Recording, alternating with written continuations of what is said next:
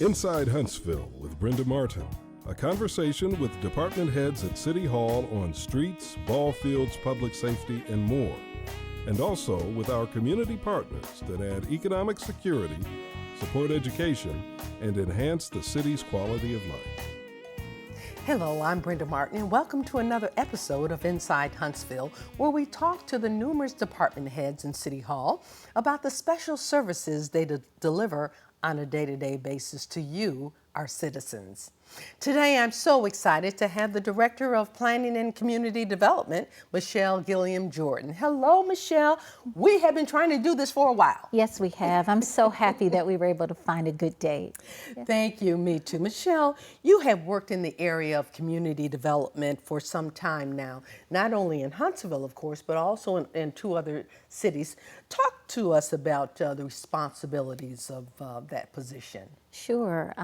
You're right. I've had the pleasure of working for the city of Madison. Mm-hmm. That was my first municipal planning experience, and helped to guide that city's growth as far as municipal projects and capital improvement projects, and had the best time learning about planning in that office. You know, it was a small office, so you got to do a little bit of everything, and just had an incredible stay in Madison. And from Madison, I went to the city of Decatur and was there 10 years. Wow.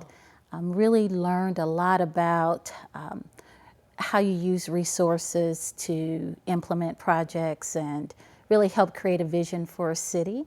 And I'm excited to say in February, next month, it will be 8 years with the city of Huntsville. Oh, already? Already. Oh, my goodness. And it's just been an incredible journey. I started off as the community development director. Yes. And now I get to work in planning as well. So it's been just the greatest career for me, and the greatest office right now. We've got incredible staff, and just so happy to be here. Yes, you've got how many employees in both departments? Sure. Altogether, we're at about 58 or so. So we have community development, which I'm serving as the interim director now. It's been a little over a year, and there are about 25 of us in community development. Mm-hmm. In GIS, our Geographic Information Systems, part of planning, there are about 15, and planning about 21 or so. So altogether, it's about 58 of us. In planning, we've got long-range planning and current planning. So we're covering all bases. All bases, yes. Yes. Uh-huh. Well, we're experiencing and witnessing tremendous growth in Huntsville. Yes. Talk about your role and that of your employees in planning as it relates to the orderly growth of the city. Yeah. Well, I know the thing that probably many of your viewers are familiar with is our attempt to update our comprehensive plan. Mm-hmm. We embarked on our big picture planning process. Good. Yes. And had lots of opportunities for the public to participate in kind of setting the vision for Huntsville. So that's one way that we're making sure that we're on track with keeping up with national trends and making sure that Huntsville is ready for the growth that we still anticipate receiving, like we've received over the past decades. So our big picture plan is moving toward being complete. Will never really be completed. It'll be a living document that will update on a regular basis, but kind of sets the vision for the city moving forward with lots of input, like I said, from our residents and from our elected officials. That's great to know that it's not a document that is going to be final. That's right. Okay, yes. Thank you for sharing that. This is an ongoing activity and with input from the public. That's right. You know, we didn't want to start this journey and create a plan sitting behind our desk at City Hall. Isn't this the first time this kind of thing has happened in this? It is. It's been about 40 years since the city has undertaken a project of this magnitude, and what's come out of it are several small area plans, or SAPs. Planners like to use a lot of, abbreviated terms, but we've, from those meetings, we saw some critical needs throughout the city, and so we've started doing small area plans that really dive in a little deeper in different parts of the community, but they will all have a home in that larger, big picture planning document that will live both online, and there will be, some hard copies available just for review, but really it'll have its home online. Let's talk, while we're talking big picture. Yes. It's like a traveling show, if you will. Yes, yes. And the purpose of that, of course, is to get our public involved. And how else would you explain it? Well, you're absolutely right. So many people have participated over the past year plus in meetings and forums, special focus groups, talking about the way they'd like to see Huntsville grow in the future. And so we captured the high priorities that we heard and put it in the form of a traveling exhibit, so to speak.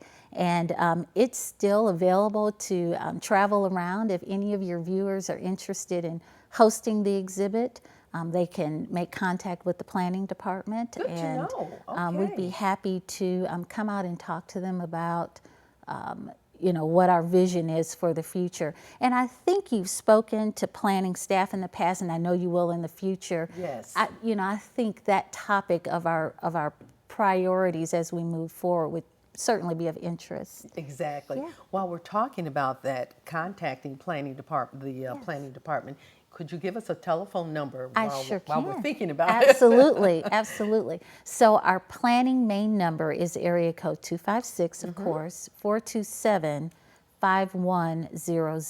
Okay. And you can reach any of the planning staff at that direct number. That number. Okay, so the planning department is comprised of 4 divisions. We can talk about that. One being the community development, long-range planning, administration, zoning, and which houses zoning and subdivision, and of course the geographic information system that you referred to. I'd like to focus on those areas of responsibility for the public. Sure. Well, if you want to start off with community development. Yes.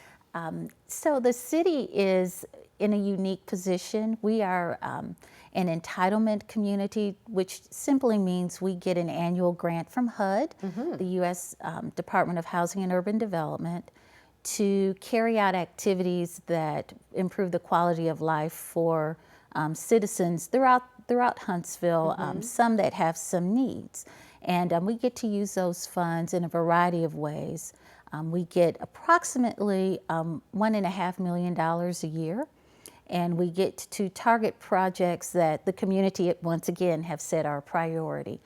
Every 5 years, we do a comprehensive plan and talk to our key leaders in our social service areas, in our neighborhoods, and get their input on what needs need to be met with those dollars. And then every year out of that 5-year time span, we get to focus on projects as we get our grant annually. So we've been able to do some incredible projects with those funds. The one that gets, I guess, a lot of attention are we've built several single-family homes throughout the city. We've been targeting Terry Heights lately, and I think maybe Scott got to talk to you about we have built and rehabbed over 20 homes in this neighborhood, and it's really made a difference. Many families who never thought they could, own a home, have, achieved that lifelong dream of home ownership. And we're so proud of the finished product that's being built in the neighborhood. If you drive through the neighborhood, you'll notice not only our homes, but homes of residents that have lived in Terry Heights for many years. They've spruced up and, have a new level of pride and in the neighborhood. And that was the purpose of those funds being targeted to that community.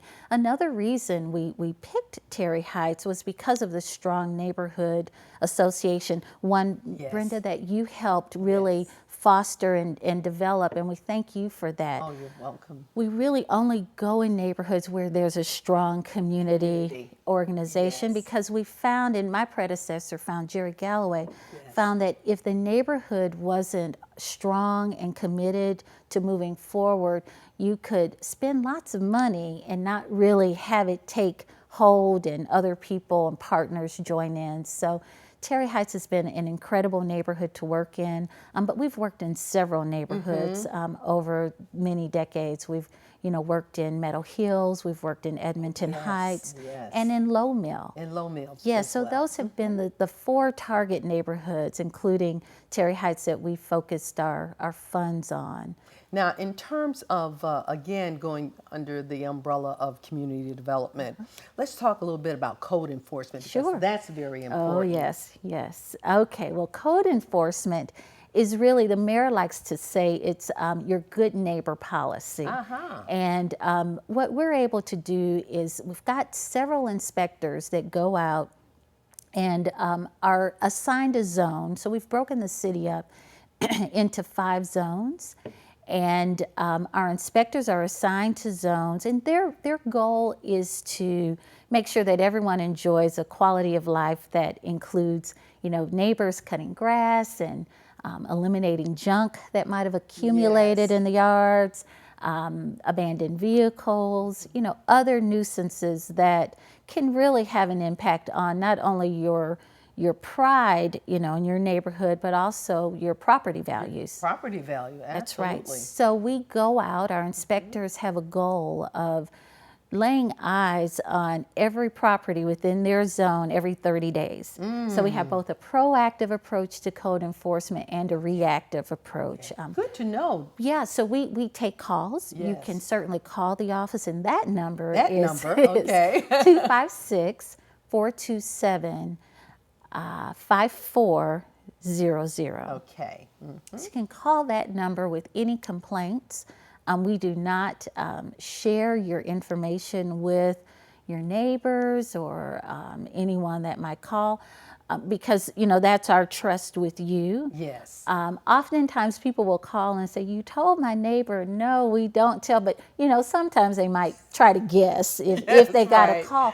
But the interesting point is, sometimes we don't get a call, because we're out doing that proactive, laying eyes on every property. We catch a lot of violations. So our violations range from overgrown grass to, property maintenance issues, screens that, might have tears in them, doors that aren't properly closed, if a structure is open, swimming pools that have lacked maintenance, fences that, are in need of lots of repair.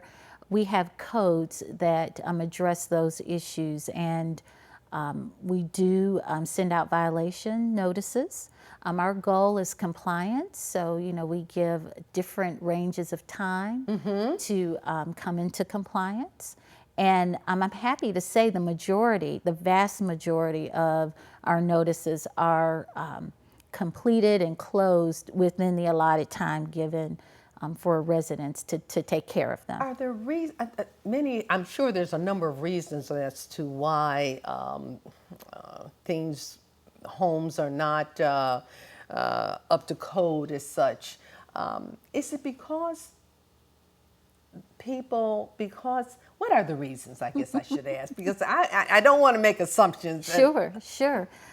Excellent question. Okay. You know what? We have seen a variety of reasons. Sometimes it's resources, the lack thereof. Residents, really want to be in compliance, but might not have the funds to do so. So in those cases, we have programs where we can help if you meet income and age requirements. Okay, good to know. And in those cases, we're able to connect you with a volunteer group or another partner that might be able to help, like with replacing roofs and yard work. We do have volunteers that will come in and assist us in those cases. With the elderly. With the elderly and disabled, right. Okay.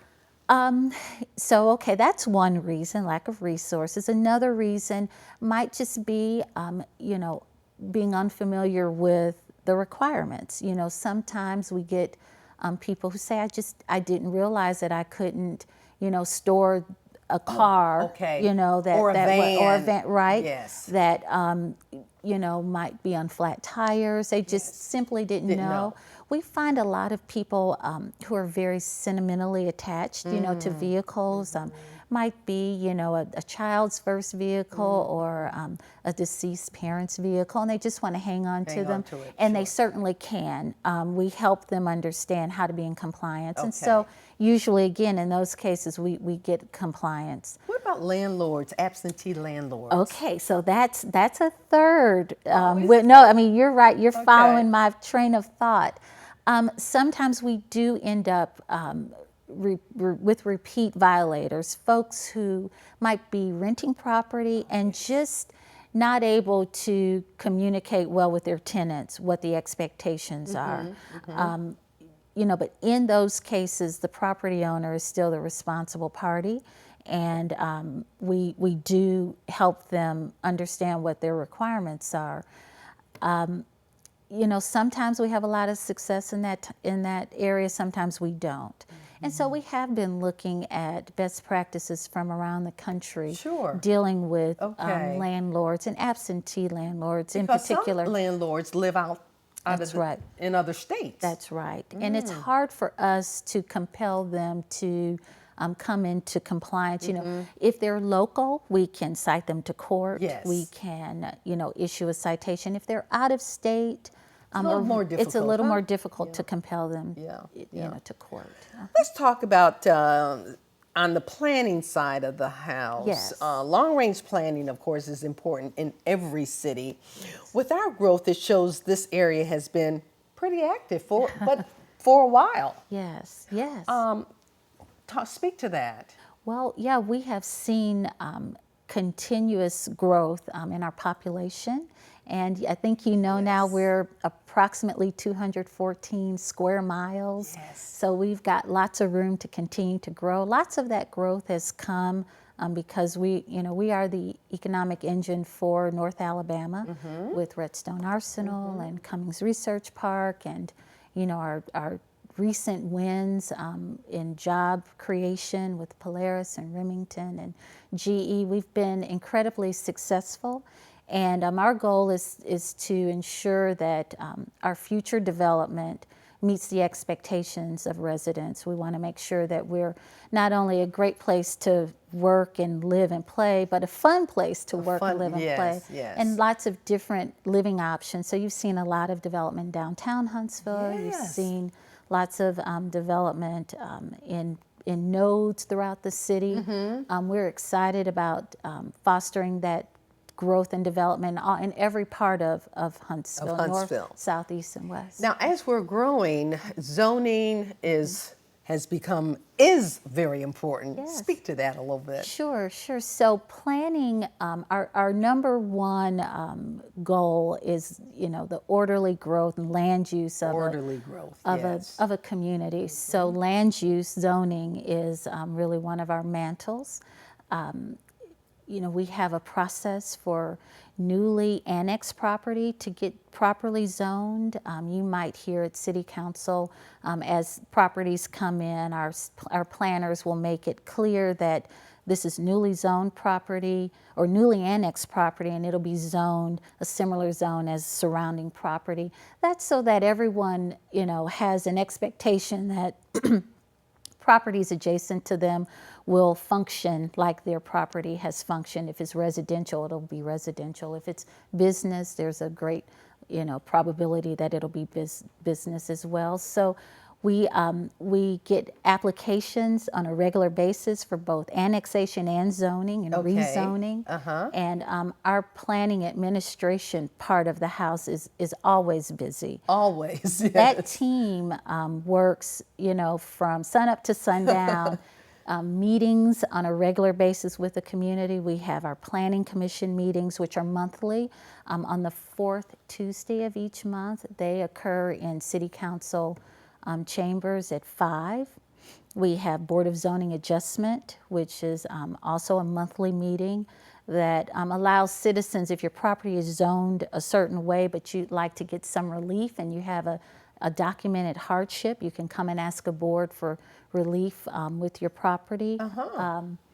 We also have back to community development monthly meetings, quarterly meetings, annual meetings. So lots of opportunities to engage with the public in a variety of ways. And the other thing we might speak to is the fact that on these various boards, your planning and your community development boards, these are citizens. That's right. That are on these boards. They are not government employees only. Right. We do have some, but you want to speak to that a Absolutely. bit? Thank you for bringing that up, because there are lots of opportunities for our residents to serve and be a part. Yes.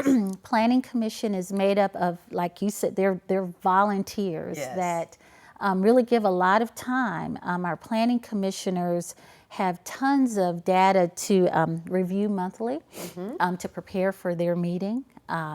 And our Board of Zoning Adjustment members are regular consumers of data and information. They have long meetings. Their meetings usually last 2-3 hours. Oh my goodness. They, again, we have to remember they're volunteers as well, but they do an excellent job. Our Community Development Advisory Group also meets on a regular basis. They're charged with bringing us ideas from the communities they represent, and they do a fantastic job as well. My producer is telling me to wrap it up, but I want to ask one thing. Could you speak briefly on the GIS Oh, sure. area? Sure. So this is like our diamond in the rough. Everyone that works for the city knows how incredible this resource is to us. As residents find it, they are also just amazed by the level of data we have. We have mapping capabilities, information on historical documents as far as our historic districts, you can find anything, historic markers and cemeteries and a wealth of information. I would encourage residents who are just interested in finding a little bit about our GIS opportunities to visit Huntsville's website at www.huntsvilleal.gov and click on our GIS link and explore that database. Can I tell you a quick story? Absolutely. So I guess about a month ago, I got an email, maybe a little over a month, from a resident who was looking for a street. And our GIS department did do research, and they found this street. It's a street that doesn't exist anymore. But this resident was interested in finding that street because his mother lived on that street. We were able to find an old map and get that copy of that information to the resident. He was so grateful for it. Got to share those memories with his mom, and did send us a very nice letter saying that really made his mom's day. Things like that we have housed on our database, and residents usually are so pleased once they visit the site. And once they find out that it's available to them. Absolutely, free of charge. Free of charge, yes. Michelle, thank you so much for taking time to come out, and we're going to have you on again because there's so much to talk about in those areas. And this is information that certainly that's important to our public. Sure. So, the Director of Planning and Community Development, Michelle Gilliam Jordan, has been my guest today. Thank you for allowing me to come into your home with another episode of Inside Huntsville, a great place to live, work, and play. I'm Brenda Martin. Enjoy your day.